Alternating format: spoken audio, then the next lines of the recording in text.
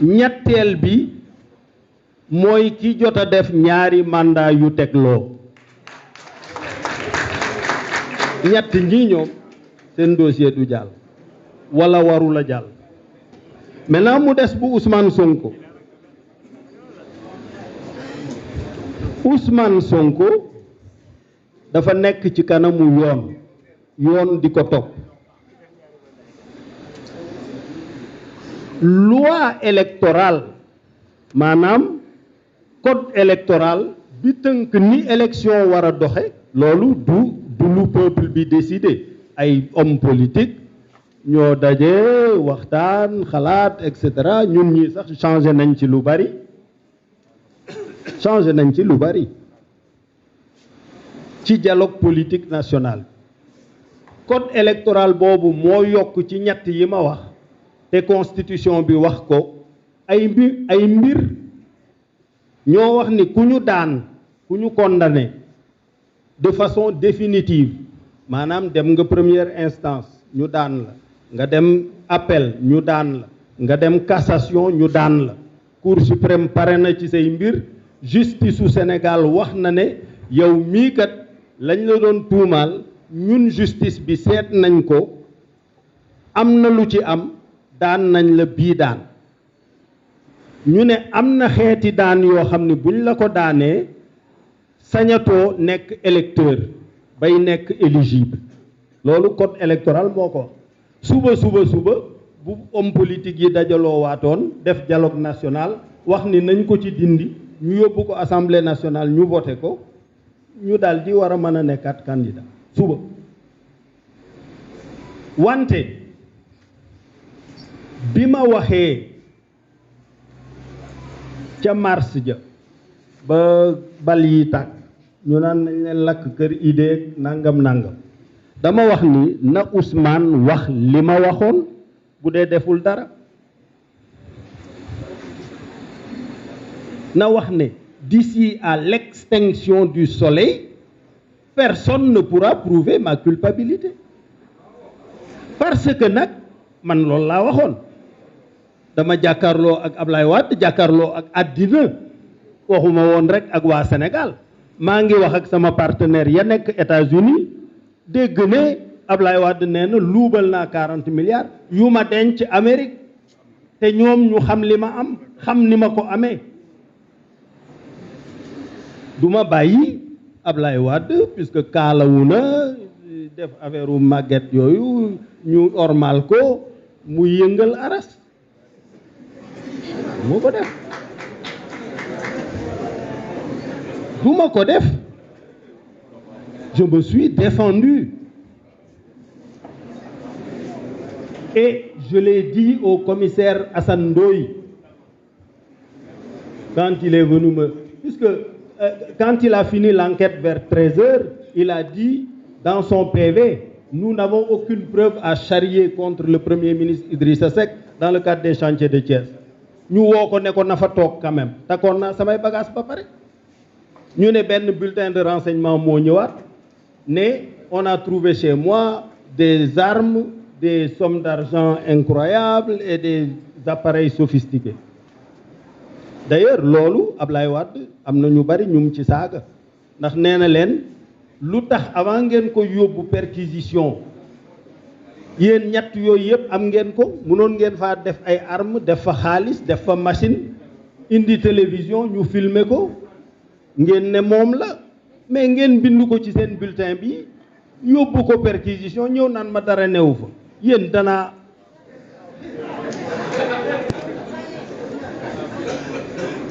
ma ne ko yàlla dafa xareñ Serigne Cheikh dafa ma doon wax jaam bi bu bëggee noppalu day nangul yàlla xareñam ci amal namm-nammam ci jaamam bu bëggee noppalu day nangul yàlla xareñam ci amal namm-nammam ci jaamam Ablaye Wade tous la ci mënu dara tout chef d'État qu'il était je lui ai rappelé son origine et sa destination sous peu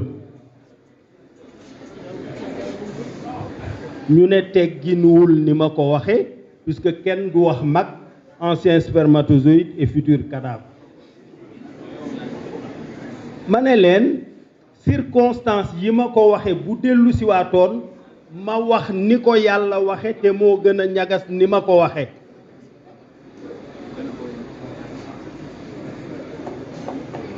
am de nutfatan ida jeex na booboo gën a ñagas na ko firi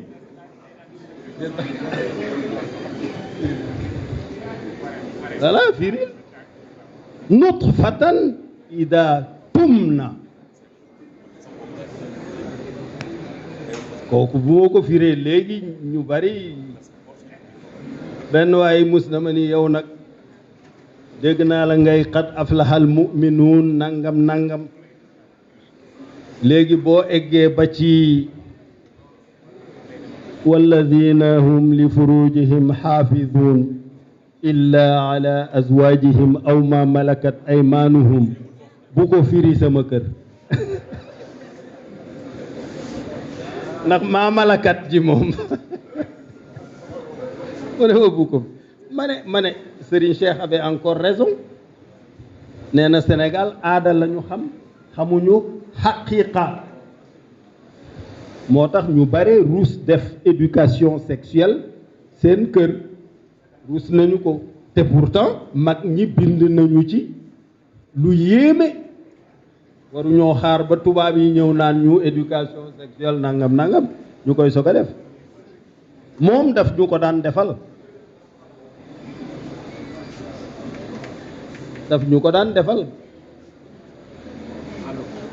nee na waaja daa jóge daara ja rek ñu jox ko benn soxna xamul lu mu war a def ak soxna si moom jóge na daara ja rek c'est pas normal c'est pas normal donc je lui ai dit dans mon intervention en mars dernier, si tu n'as rien fait, dis-le. Si tu as fait, demande pardon. Ne sois pas orgueilleux. L'humilité est la mère de toutes les grâces. L'orgueil est la mère de tous les péchés et de tous les échecs. Nit warul rëye juum naa baal leen ma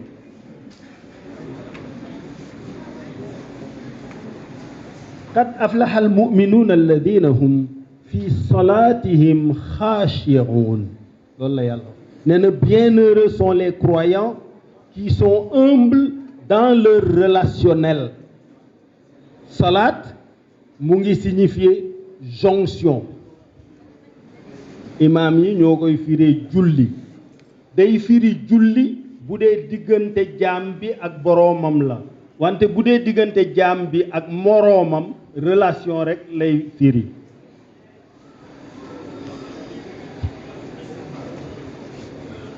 loolu la tàmbalee alladina hum fi salatihim xaashi'un walladina hum anil lagwi mu'ridun walladina hum li zakati fa'ilun والذين هم لفروجهم حافظون إلا على أزواجهم أو ما ملكت أيمانهم فإنهم غير ملومين والذين هم لأماناتهم وعهدهم راعون. Ceux qui préservent les dépôts à eux confiés et qui honorent leurs engagements. Lolo manque Sénégal. Ceux qui préservent les dépôts qui leur sont confiés et qui honorent leurs engagements. Que les dépôts soient matériels ou immatériels, et surtout lorsqu'ils sont immatériels. Mais confiez votre secret à quelqu'un, balaa ngoon nga dégg ko ci mbedd mi. Secret de deux, secret de Dieu, secret de trois, secret de tous la tubaab yi wax maanaam boo wéeteeg nit wax ko sa secret loola mel na ni yàlla rek nga ko waxal boo bu ngeen nekkee ñett nag moom melal ni ñépp nga ko waxal mais Sénégal bu njëkk bi sax wóorul koo waxal secret bu génnee bëgg naa wut daraja ca xam nga mu njëkk xam ñi ci des li xew fokk mu jéem ko feeñal pour yëkkati maqaamam te xamul ne ba muy def loola ma ngay nërmeel darajaam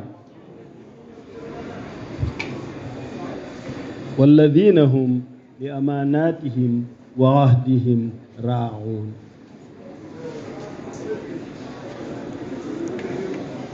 walladina hum li amaanatihim wa ahdihim raa'uun.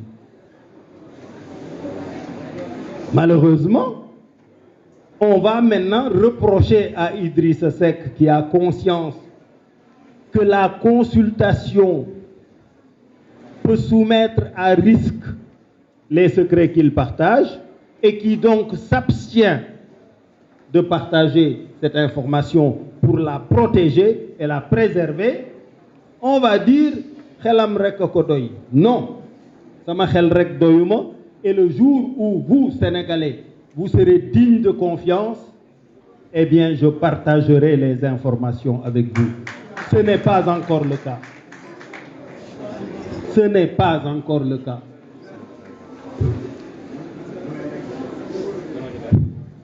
Hier, j'ai réuni un cercle restreint de mes responsables là-bas à Bandia, dans la forêt, dans ma ferme, entouré de 50 hectares de vide.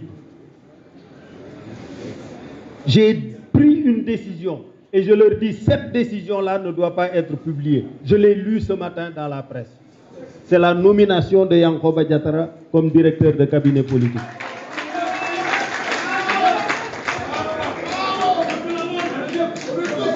Maintenant, est-ce que c'est lui? Tu n'as pas à être d'accord. Tu n'as aucun pouvoir sur ma décision.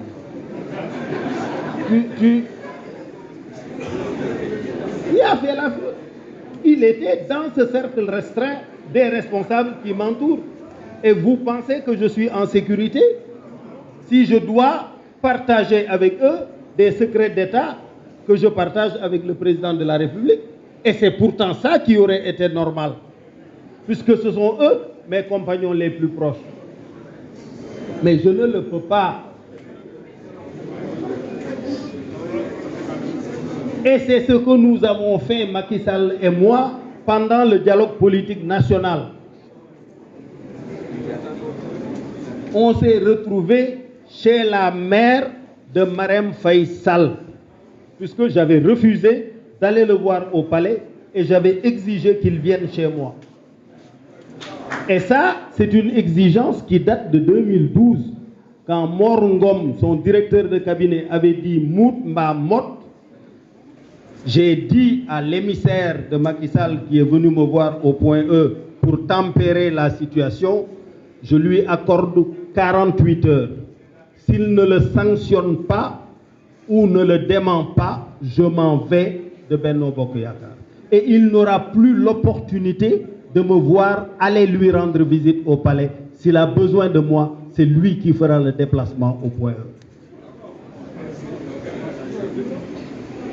Et la solution qui a été trouvée était de dire, OK, on aménage chez la maman de Marème Faye Sall, à qui, au demeurant, je rends un vibrant hommage. Moi, je ne la connaissais pas très bien, puisque du temps du SOPI et du PDS, c'est Macky, Ousmane Masseck Ndiaye, Aminata Tall qui étaient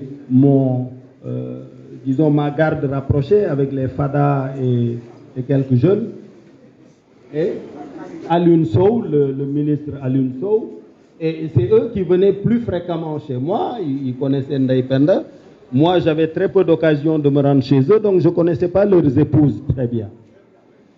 Mais je l'ai découverte, cette femme-là, dans son engagement, dans son intelligence sociale, dans son humilité d'exception. Mais je lui ai dit, à la limite, si c'était toi la candidate, j'aurais eu du mal à te refuser un 5e mandat. Tellement elle est engagé au service de ces causes avec humilité. Je ne sais pas si vous l'avez remarqué, ça a échappé à beaucoup. Quand elle est venue sur la tribune officielle au défilé, devenu Premier ministre, Diall, nous, président Assemblée nationale, ministre de la Défense, Diall, nous, président Assemblée nationale, ex-Batiman, à la tribune officielle. Pourquoi elle a fait ça? Elle était en train de m'envoyer subliminalement le message qu'au-delà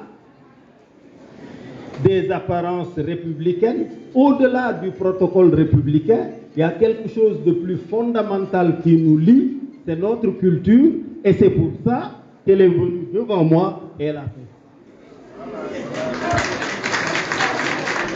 fait. Et vous savez, l'élément culturel est très important. Vous m'entendez souvent, puisque vous m'avez Koutia Show Bidi ñëw, il va me fatiguer. Vous savez que je suis très, très, très amoureux de ma femme. Très. Vous savez ça? Et Ndeypen.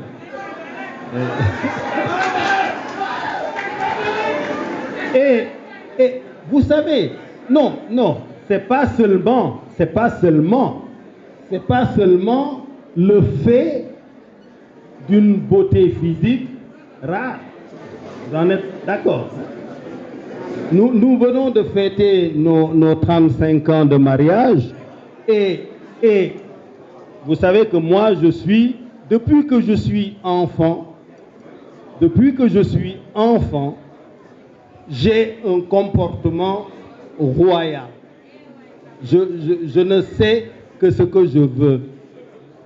Et la première fois, quand je suis allé lui faire la cour, elle a refusé. Je ne comprenais pas. Pourquoi tu refuses? Mais elle me dit, mais Noboumala. Je dis, mais comment ça? C'est pas possible. Et je vais voir ma mère et je lui dis, cette fille-là, je l'ai draguée, elle a refusé. Sama yaay ne ma kon de yaruñu ko. Ndax yow ko doxaan bu bañee rek yaruñu ko, yar baa def. Et je retourne la voir, je lui dis, voilà ce que ma mère a dit. Mu ne ma moo. Et alors? Mais elle a fini par accepter. Donc ma mère avait raison. Et ça s'adresse à toutes les filles. Kuma doxaan nga bañ seetaatal sa yar. Mais non. J'avais dit ça à Porohan. J'avais dit que le jour où je serai assez courageux pour avoir une ñaarelle, ce serait une Mame Diarra. Puisque d'abord, elles connaissent le Coran de façon exceptionnelle. Et ça suffit comme garantie de qualité éducationnelle. Et comme je vais vous raconter une histoire que Serigne Moussa m'avait racontée, je pense que c'était à Nawel. Il me dit que Sokhna Mame Diarra bi muy wara dem kër Mame Mor Anta Sali mbusoo be gépp nijaayam yi ñi sant Bousso dañu ko taaj di ko yeb di ko wax fii nga jëm daara la nii lañu fay sàkkoo ji barke te yàlla dafa dogal Mame Mor Anta Sali am alal ba nuppi am tuuti naqari deret disons ni ko olof yi di waxe bu dee sañ nañ ko wax donc bi ko nijaay yi ak mag yi yebee ba pat elle était jeune une jeune femme du Baol bi ñu ko yebee ba pare di ko wax bon je change les noms puisque il me les avait donnés soxna mbeen mi wala soxna kura mi ni ñu yore seen kër seen sëy rafet na nangam na bi ñu pare mu ne leen li ma leen bëgg a tontu daal mooy soxna Maryama ndeyu yonent yàlla Isa ak soxna Aminatu ndeyu yonent yàlla Muhammad alayhi salaatu wassalaam bu ma maase woon ak ñoom jamono danaa nangoo bokk ak ñoom boroom kër def sama jom ci ñu bañ maa gën doom. Mais est-ce que vous réalisez ça? Une jeune femme du Baol, à peine, je sais pas, 20 ans, qui n'est jamais sortie de là, qui transcende son espace géographique immédiat, qui transcende ses frontières temporelles et qui va se comparer à celles qui ont porté les meilleures créatures de l'univers. Donc, l'ambition, c'est ça. Et vous savez pourquoi elle a pu faire ça?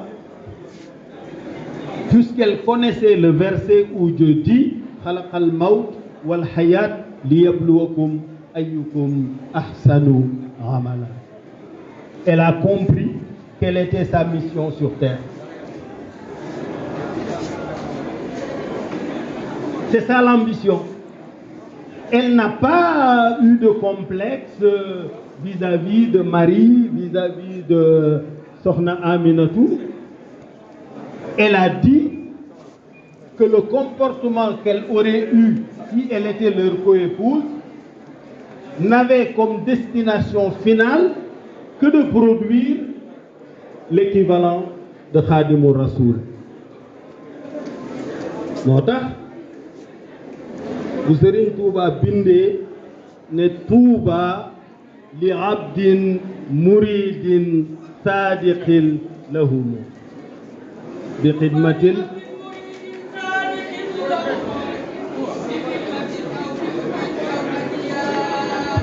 mu ne Tuuba texe bienheureux plaisir éternel, puisque le paradis c'est pas un lieu où l'on se rend, c'est un état d'esprit, c'est un état de conscience où on est heureux en soi, indépendamment des éléments extérieurs. Donc, il dit cette joie-là, kan moo ko mérité, ñu ne mouride. Le mouride, c'est l'aspirant à son Seigneur, infatigable, qui xëccu rek jëm ci boroomam de façon infatigable. C'est celui-là le mouride.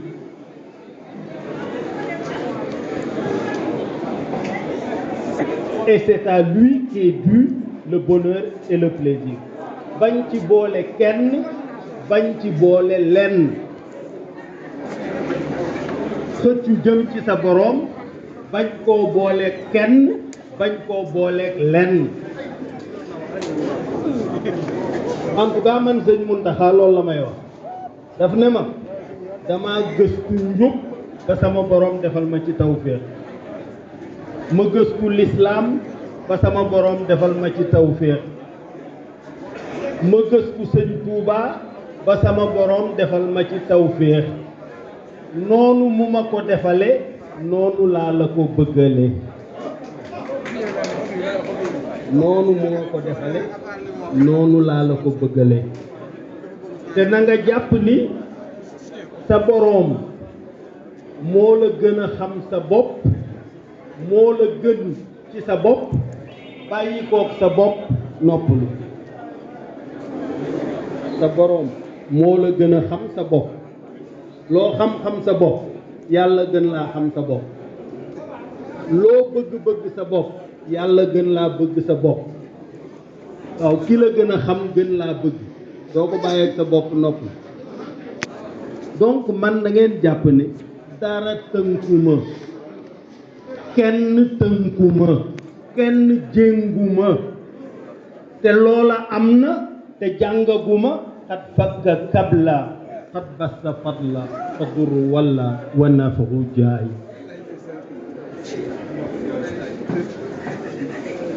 kenn amul capacité tënk ma kenn amul capacité jëng ma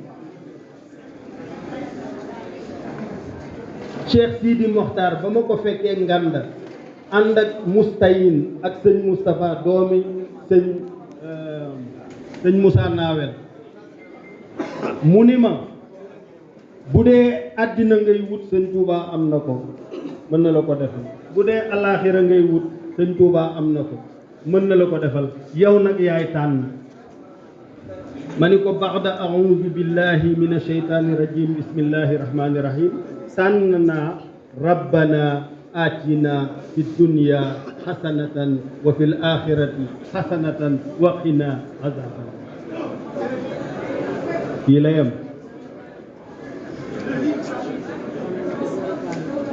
bi loolu amee mu ne ma nangul naa la boole la ci njabootu Serigne Touba ñu bari yëkkati ci ay kàddu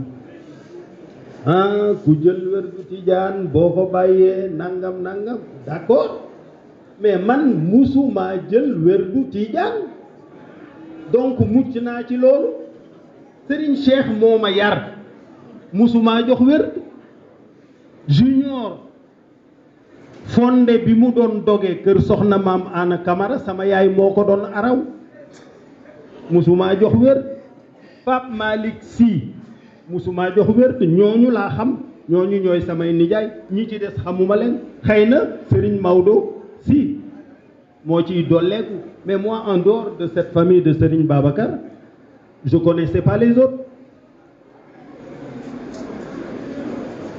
je n'allais nulle part mais Serigne Cheikh c'était mon maître c'était mon ami c'était mon oncle c'était pas mon marabout. Donc Sénégal nañu maandu Serigne Moussa mi ñu ci tuumaal question bi mu ma njëkk a posé bi mu nee ma dama bëgg nga gindiku ci sa maam Serigne Touba daf na ma tiijaan yi ku ciy sa kilifa ma ne ko Serigne Cheikh moo ciy sama nijaay puisque sama yaay moo ma nettali ne bi mu ma ëmbee Serigne Cheikh daf ko doon visité loo ay këram àjjana di ko expliquer fleurs yi bu ci ne fan la odeur bi bàyyi ko mu ne kon man mi mu ëmb te xamagul puisque boobu amul échographie amul dara xamagul ndax góor laa wala jigéen la mu ne bu ma juddoo Serigne Cheikh laay tudd c'est-à-dire bu ma nekkoon jigéen aussi Serigne Cheikh laay tudd far sam papa yàkkamti dem mairie déclaré Idrissa Gaye moo doon mu xaddamu Serigne Babacar fii léegi ñoom ñaar ñu xuloo sama yaay ne moom Serigne Cheikh lay tudde sama papa ne Idrissa ñu ànd seeti sama turandoo Idrissa Gaye ne leen yow Assane Fatou mii moo am dëgg léegi xam nga nu ñuy def mu ne ko man ak liir bi yëpp nañu boole tudde Serigne Cheikh ñooy mag ñi alors c'est cette culture là cette finesse là cette beauté relationnelle sociale là qu'on veut nous enlever en nous parlant de salafisme mais pourquoi moi ce que j'ai puisé dans les écrits de Seydil Hadj Malick ou dans les écrits de Serigne Touba, je ne trouve nulle part dans mes autres lectures de par le monde des choses aussi belles.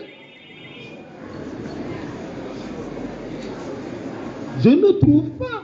Pourquoi on veut me dire tu vas être du jour au lendemain wahhabiste ou... Non. Ce qu'on a ici, ça suffit largement.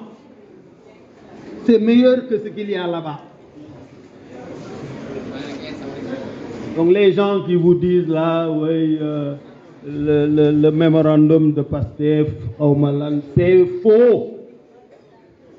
Notre islam est l'un des meilleurs au monde. Et Serigne Touba n'a jamais demandé à qui que ce soit muy bokkaale yàlla. Bi waajuram génnee àddina mag ñi seeti ko ne ko da ngay dem ci Lat Joor jaale ji ko li sa waajur yoroon ci teraanga mu delloo la ko daf ne leen jomb na moom yàlla di yëg ni mu ngi dem di diisi soxla beneen buuru àddina ndax ku def loolu yaa ngi mel ni weñ wutiim ay dem àll ba di ca xew mi. Il avait quoi? Peut-être 18 ans, 20 ans, j'en sais rien. Voilà sa réponse. Pour wan la ni mu kennale yàlla jomb naa dem ca Lat Joor léegi ñi doon jaxase ba ñu demee ca Lat Joor nettali ko ne ko doomi Mor Anta Sali ji lii la wax jàpp ni Lat Joor da koy jàpp wala da koy toroxal wala nangam Lat Joor ka ko nettali da ko ni yéen a ma tane ndax yéenay weñ wi man nag may dem àll bay ci li sëñ bi wax yéen a ma tane ndax yéen weñ wi du ngeen man mii may dem àll bay lu ko ca fekk dara tubaab bi jàpp yóbbu lu ko ca fekk dara asiru maxal abrar. Donc cette authenticité culturelle-là, c'est ça qu'il faut enseigner aux jeunes, pas des idéologies importées. Ceux qui disent ça dans Pastef, ce ne sont pas des patriotes, ce sont des complexés. Ce ne sont pas des patriotes, c'est des complexés. Mais Serigne Cheikh waxoon na ko nee na ñun Sénégal roy rek la ñu man ki ciy roy arab bi bu waxee daal di xuural baat ëllëg wala doo xam lu muy wax lu mu doon nee na ki ciy roy tubaab bi bu ñëwee mesdames messieurs pourquoi loolu dafa dàq ay dégg na ki paatee ki ay amba daale vous êtes décomplexés, libérez-vous parce que c'est l'Afrique qui est le berceau de l'humanité. L'humain est descendu ici chez nous, au lac Victoria, et par petits groupes, ils ont marché le long du Nil pour aller habiter. À l'époque, on pouvait traverser à pied de l'Afrique vers l'Europe. C'est quelques kilomètres. Mais avec les changements climatiques, l'eau est montée, mais les humains sont partis d'Afrique, ont peuplé l'Europe, ont peuplé l'Asie, ont peuplé les Amériques par le détroit de Bering. C'est parti d'Afrique.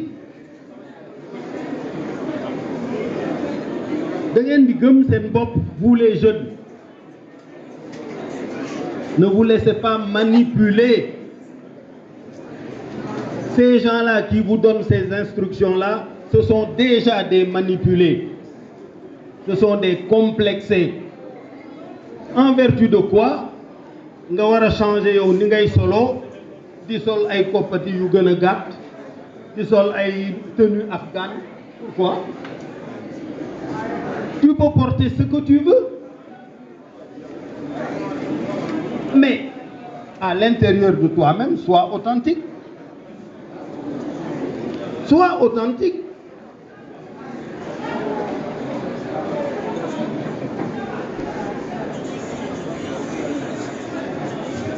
Maintenant, voilà ma proposition. Dès la semaine prochaine, en tant que président du CES, Bounmada Koul, je pense que Bounmada, si je le fais avec le CES, je le ferai. Et je le...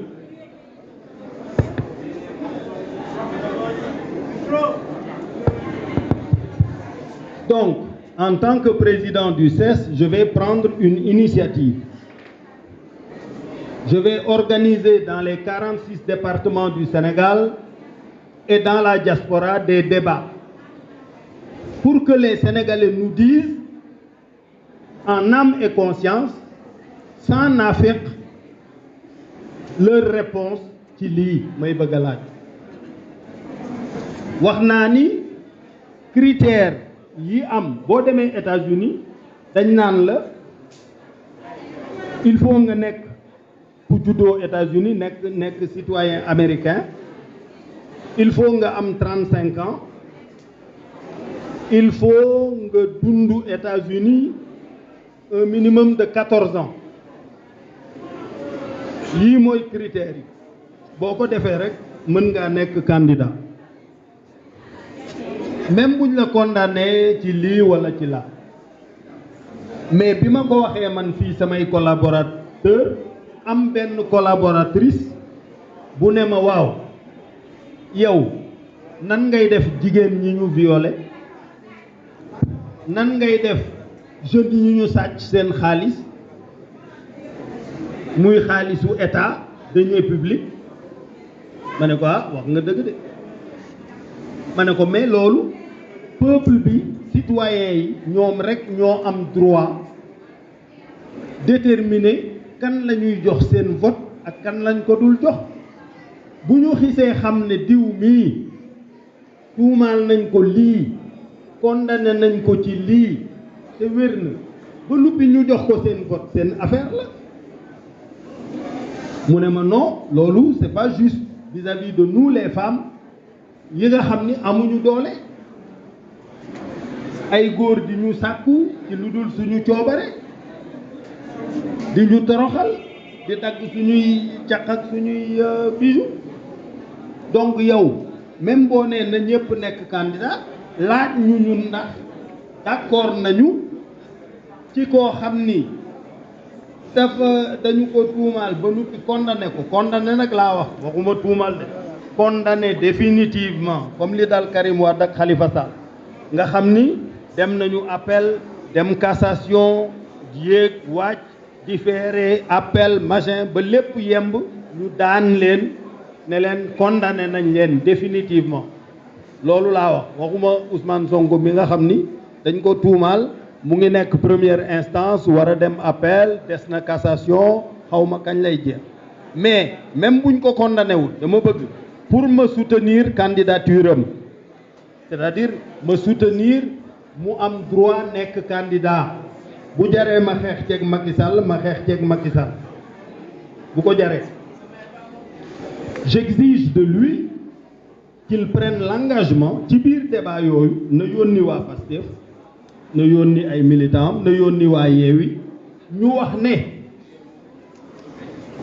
ñoom d'accord nañu ci ku ñu condamné ci diffamation maanaam yàq deru nit. d'ailleurs ki ko tuumaal Mame Mbaye Niang man mii waroon naa ko tuumaal mais damaa jëfe li ñuy jëfe États-Unis homme public pour mu tuuma ça ne se passe qu'au stade civil du pénal civil lay doon. liñ la mën a daan mooy li nga wax nga wannaat ko li nga wàccu nga wannaat ko weddi ci kanamu nit ñi comme li ma def loo woon Ablaye Wade ba nuppi ñu daan la ndàmpaay bi d'ailleurs du bari ay 1700 € wala te ça c'est au niveau des états xam nga États-Unis dafa am 50 états am niveau fédéral maanaam États-Unis ci boppam dafa am gouvernement mais état bu nekk dafa am gouvernement mu ngi mel ni buñ ne woon CEDEAO soppali nañ ko Union des États de l'Afrique de l'Ouest. Sénégal day am gouvernement am parlement mais loolu mooy niveau fédéral ak niveau état. léegi ñu wax ne ku ñu condamné ci yàq deru jàmbur te amoo ci firnde indiwoo firnde wala ñu condamné la ci yàkkataan xale bu jigéen boo xam ni nanguwul mooy viol wala ñu condamné la ci sàcc alalu Sénégal comme li ñu jiiñ Karim Wade ak Khalifa Sall ba tey c'est pas grave mën ngaa nekk candidat ñoom nañ ko wax bu ñu gëmee ni c'est pas grave nañ ko wax man en tout cas dinaa ubbi débat yi jeunes yi ñëw journalistes yi ñëw ma financé ko avec l'argent du CES puisque ci liy jàmmal dëkk bi la bokk puisque ñoo ngi naan bu nekkul candidat ñu taal dëkk bi waaw léegi na nekk candidat mais na wax ne même bu ñu ko falee président de la République dina bàyyi justice bi mu def liggéeyam ba mu sottal te bu ko justice bi condamné définitivement même bu ko fekkee mu nekk président de la République dana démissionner bu waxee loolu ma engagé wu ci xeex. S'il vous plaît mu jël bagage am teg il est patron d'une très grande entreprise il a des millions de dollars dans son compte mu ne on ne vous demande rien mais s'il vous plaît ne ratez plus aucune occasion de nous donner l'occasion de vous dire que nous vous aimons à travers notre ne nous laissez plus orphelins de nos choix. C'est toi notre choix. Qu'il pleuve, qu'il neige ou qu'il vente, si ton bulletin est là, nous sommes heureux de le prendre et de le mettre dans le bulletin. Mais si le bulletin n'est pas là, on prend comme ça. Mais c'est ton bulletin que nous voulons. loolooy dëgg waa Thiès kay wax nañ ko bi xel bi woo bi lisaan yi yow rek lañ bëgg. léegi la politique agricole non la politique agricole est déficitaire dans un certain nombre de domaines. Je crois d'abord que les statistiques qui nous sont fournies ne sont pas bonnes. Et il faudra les améliorer. Mais la politique de l'élevage, ce sont les éleveurs eux-mêmes qui me le disent. Ça marche très bien. Très bien kay ku tax 200 000 ku tax. Ça marche très bien. bi tax yeeg yëpp ay jar. ginaar yeeg. xar yeeg bëy yeeg. korñaañe yeeg. yëpp rek a ngi doon.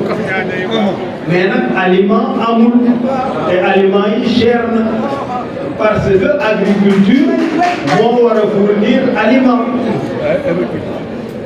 mais doyul donc li ñuy wax te loolu politique agricole bii ñuy doxal Sénégal man maa ko bind de man maa ko bind maa tas caisse de péréquation wax ne autosuffisance en riz nañ dem ci vallée bi où nous avons plus de 240 hectares 240 000 hectares yoo xam ni à l'époque 40 000 rek lañ ci aménagé woon et on ne produisait que sur les 20 000 mais boo demee boo traversé léegi dex yi dem Mauritanie nga gis ñoom la ñuy bay nga xam ne mën naa nekk. J'ai reçu hier des femmes à Saly qui participaient à un séminaire de l'UNICEF pour la promotion de l'action des femmes rurales. Il y avait notre Sokhna Mbodj là, du Waalo, qui a une librairie, qui fait de l'agriculture au niveau de lac de Jaba. Mais c'est possible. Et à l'époque, j'avais dit, on tue la caisse de péréquation puisqu'ils avaient un déficit de 15 milliards l'an. Mais en réalité, c'était une sorte de caisse noire du Parti socialiste. Et quand j'ai déposé mon rapport, c'était Abdourahmane Sow, je crois, qui était directeur. Ils ont appelé Mayoro, ils lui ont dit, mais yo, sa kof bii nga fi yónnee mu ñëw ci kanamu xolaay naan 15 milliards de déficit. Ça, c'est ce que Papa Dioum a écrit dans son livre. Donc, politique agricole bi moom xam naa fi may jaar ba ceeb bi sera candidat à l'élection présidentielle de 2024. Est-ce que réponse bi mën naa nekk question? li ma ko sentir dama koy def question soog laa tontu lu simple. Est-ce que yow mi laaj question bi man ngaa xalaat élection présidentielle nekk Sénégal ex Idrissa Seck di dund dese bakkan am wér ak cawarte te du jago.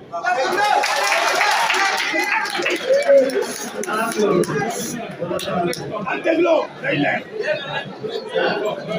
day tontu. est-ce que xam nga kenn du mën a xalaat kenn rek du ko mën a xalaat waaw léegi nag réponse bi gën a gàtt mooy waaw.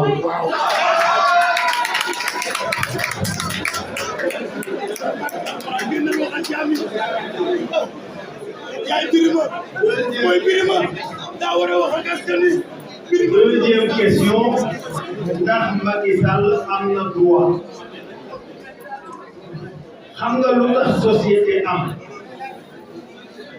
société li tax bu mën a am mooy dañuy am kuréel boo xam ni lu mu dogal nga ànd ca nga bañ caa ànd da nga cay tënk bis bu ne nga dem États-Unis Cour suprême ba génne décision boo xam ne ñu bari dañ naan lii ay ballapode la ay yu ñàkk yu amul benn teguwaay wante doo gis benn américain bu dugg la Sénégal benn kuréel mooy wax ku sañ ak ku sañu la ko mooy conseil constitutionnel mais li borom xam-xam yi wax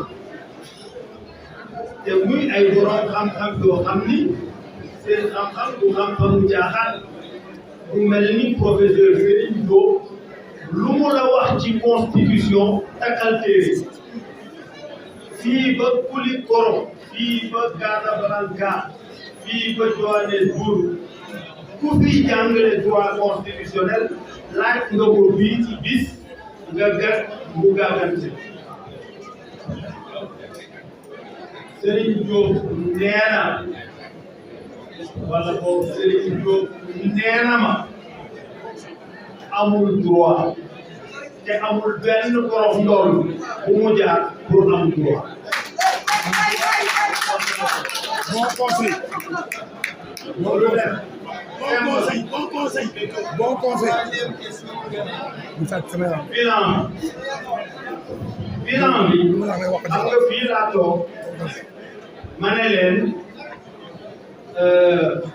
man maa waxoon ni la vision de Macky Sall ne dépasse pas Diamniadio waaw léegi bu ma rombee Diamniadio romb Fatick romb Kaolack traversé pont Gambie te daanuma ci ndox mi vision bi dépassé na Diamniadio du question takk c'est la vérité et bientôt je pourrais faire la même chose vers le nord traverser Rosso te du ma fa fanaan samay légumes di nëb wala samay mango yi jóge Casamance di nëb loolu bilan la mais bilan bi li ma ci gën a neex mooy ndox mi ak piste yi dafa am ay chasseurs libanais yoo xam ni rëbb rek mooy seen métier ma tase ak ñoom réserve animalière de Bandiack ñuy waxtaan xamuñu man maay kat ñu ne ñoom yàgg nañoo rëbb ci àll bi mais ren li ñuy rëbb li ñu fi gis ci ay forage ak ay tëli ak ay piste ak ay espace aménagé musuñu ko gis ci Sénégal électrification li ñu ci gis musuñu ko gis bi fi Wade nekkee électricité bi Senelec muy kamaj lañ ko tuddew parce que man maa ko tuddewoon muy kamaj bon mais léegi on a quand même assez de mégawatts donc le bilan il est excellent du point de vue matériel Matériel. Du point de vue immatériel, il doit être amélioré. Oui. Sur l'indépendance de la justice, sur la transparence des rapports de certains corps de contrôle, sur l'implication de la famille dans la gestion des affaires de l'État. Voilà. Mais globalement, c'est un excellent bilan. Mais je peux faire mieux. Bien sûr. Bien sûr.